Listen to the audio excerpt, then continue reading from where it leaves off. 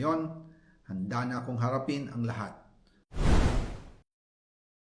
Ang nag-deliver papunta sa bahay nila Pangulong Bongbong Marcos at Speaker Martin Romualdez mag-insert o magpasok ng 100 billion worth of projects sa BICAM. Sana po ay hindi nila ako mapatay bago ko mailabas ang lahat. Ginawa ko lang ang utos sa akin, pero ngayon, handa na akong harapin ang lahat.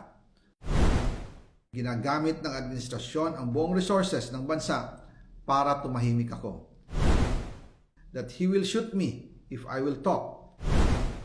Gagamitin ako bilang panakipbutas sa kanilang kampanya laban sa korupsyon. Hindi na ako mananahimik, ilalabas ko ang lahat ng katotohanan. May resibo, may ebidensya, at may pangalan. Para sa bawat Pilipino, alam ko na buo ang galit ninyo sa akin ngayon. Nauunawaan ko rin kung bakit, lalo na at malaki ang halagang nakataya.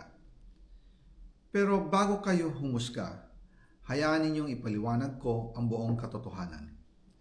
Matagal akong hindi nagsalita dahil may direktang utos sa akin. Huwag nang bumalik ng Pilipinas at manahimik na lamang.